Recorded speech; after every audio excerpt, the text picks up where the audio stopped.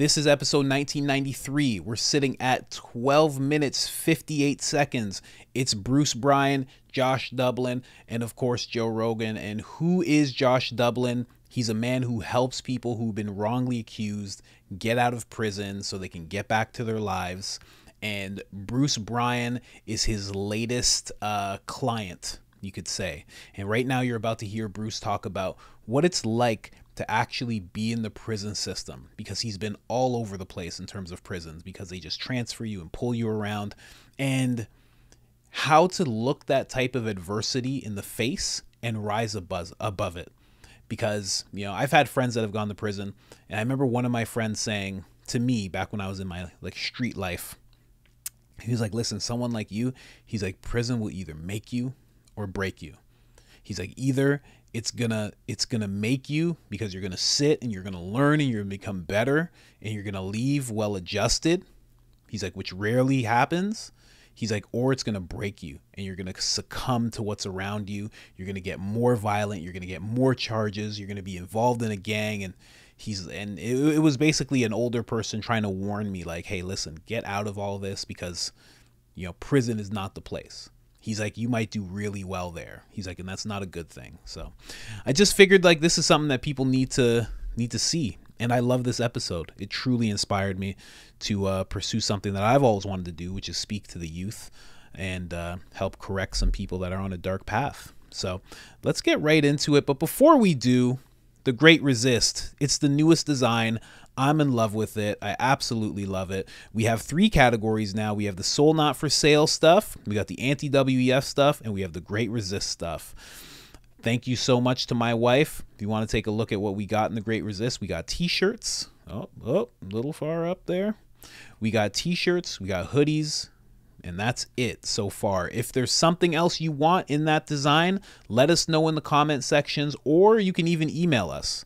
You can jump in here, sign up to this, or you can just straight up email me at coachcolin3@gmail.com. All right. Every single purchase is greatly appreciated. And if you feel called to purchase something, please do. It'll get to you super fast. Let's get into the clip. 1993, sitting at 12 minutes, 53 seconds.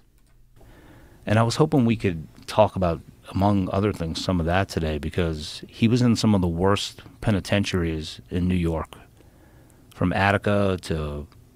I was in Clinton, Great Meadows, Sing Sing, all maximum securities, all maximum security prisons, way upstate in some towns that are essentially, a lot of racism is pervasive in those towns, and the prison is it's the only economic development in that town. So you got brother, cousins, aunts, and uncles working in the same prison. So you get into an incident with one officer, you got a problem with the entire system. And that's just how it is when you go deeper upstate.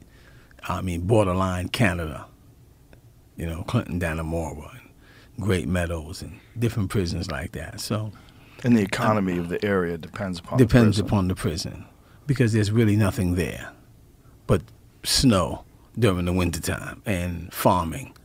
So there's nothing else there. So the prison is the driving force behind the economy. So everyone's there, right? Siblings. So nepotism is, is prevalent in these prisons. And one of the things that you encounter is that, these prisons, it's not just cold in those areas. Prison is a cold environment, and it's up to you to create your own heat. It's a dark environment, and somehow you got to find that light, that light within yourself in order to travel, in order to, to do something with your life more meaningful. You know what I mean? And it's difficult. It's not easy. You watch guys, guys you talk to today, and, tomorrow they're swinging from the light. They're dead, right? Yesterday they were fine. The next morning you wake up, they've hung themselves. And these are the things that you encounter day in and day out. And you still have to maintain a sense of humanity, right? You could either do 2 things. You could become bitter, or you could become better. I chose the latter, because one of the things I did early in my incarceration was make a conscious decision to not serve time, but to have time serve me. I made up my mind that if you were going to have me incarcerated for a crime I did not commit, then I was going to take this time and use that cell as if it was an office. I was going to use that school building as if it was a university. And every chance I had to just self-reflect and engage in introspection and do the things that I needed to do to protect my soul, I was going to do it. You know, and I made it my business to do so. And I started delving into material that I probably would never have read, you know, being a free man. I started reading, you know, everything from, you know, philosophy books to, you know, very, very few novels, but I tend to learn from the experiences of others. So autobiographies became my thing, you know, from Quincy Jones to Miles Davis, and just continuously studying, right? And then studying the system and what drives the system and why it has become what it is, you know, from education to, you know, to the whole system of why educational system looks at a guy in the 3rd grade and determines whether or not he's going to be caught up in the criminal justice system as early as the 3rd grade, right? Based on your reading level, they can determine how many prison beds that they're going to develop. These are things that most people don't know, right? Like 50% of the incarcerated people in New York State, or probably in the country, are living with dyslexia. So they're unable to learn, you know, the basics of education, like reading. And these guys go home and they commit crimes over and over again because they were never corrected. And these same systems that were built on the premise of rehabilitation are draconian in that they do nothing but, you know, steal a person's humanity and allow them to become or looked at as nothing more than a number. Right? You got to wake up 6 o'clock in the morning, and sometimes when they're coming around, they're asking you your name, and they're not asking your name, they're asking you, you know, your numbers, what cell location you in. They're not calling you Mr. Bryan, they're calling you 60 cell, right? And a lot of people begin to internalize that and lose their sense of self. And so I remained guarded and try to maintain a sense of humanity through my meditation, right?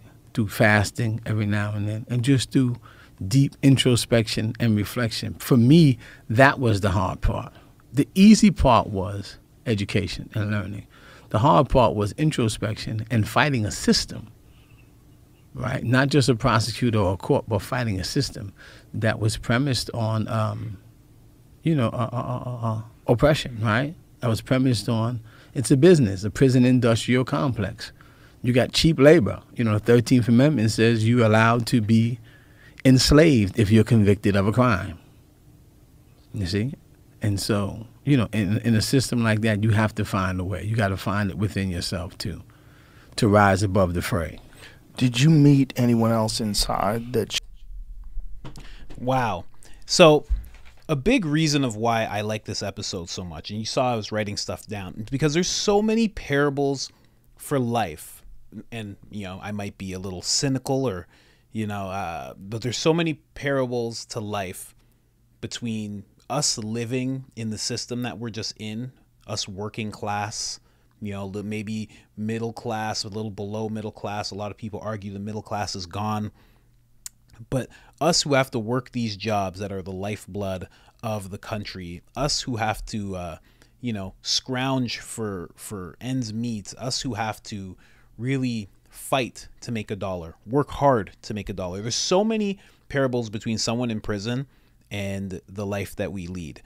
And I say that in terms of, you know, the first thing he said was, you could be bitter or you could be better.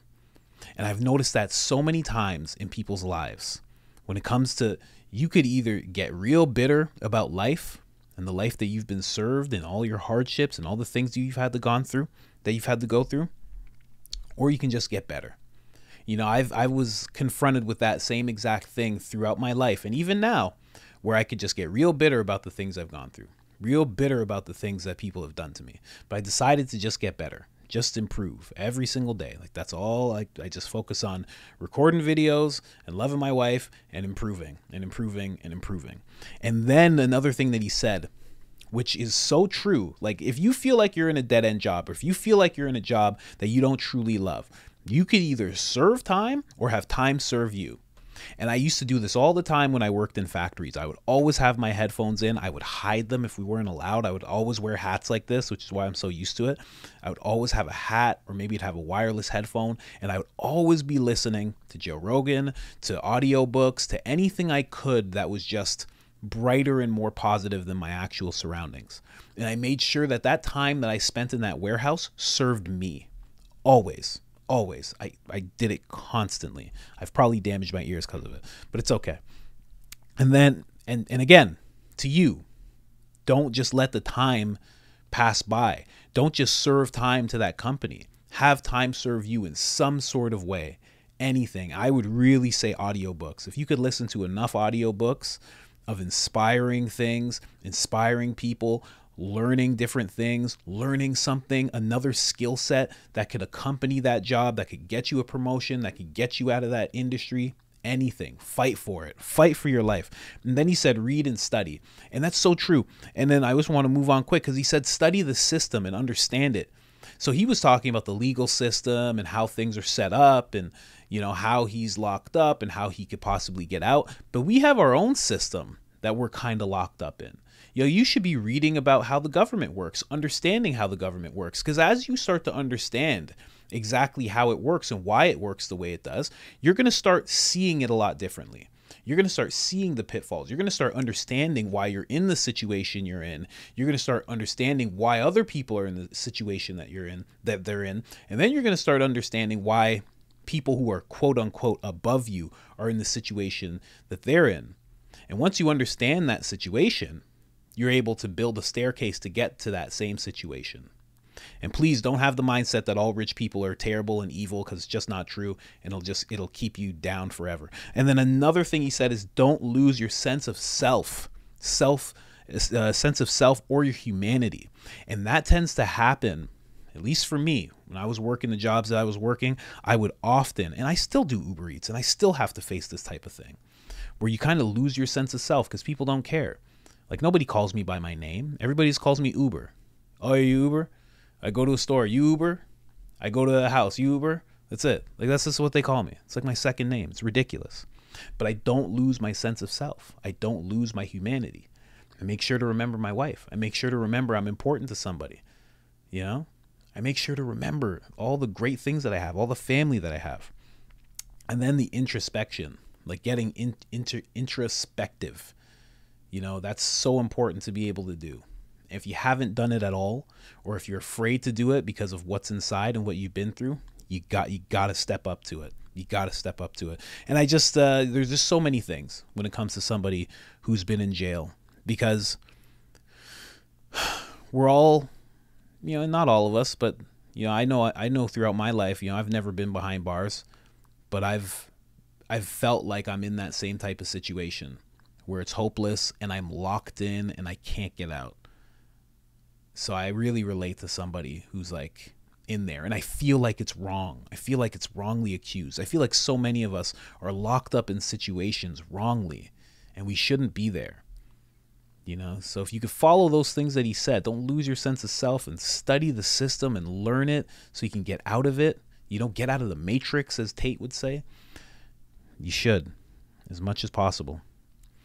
But again, this is episode 1993. It's a very inspiring episode. I really suggest that you lock in and sit down and listen to it, or you're at work, headphones, like I said, something. It's with Josh Dublin and Bruce Bryan. It's a really good episode. We were at 12 minutes and 53 seconds, and now we're at 18 minutes and 40 seconds. Really great episode. Check it out. Other than that, I am out. Like the video. It helps so much. Please like the video. If you like the video, like the video. I'm out.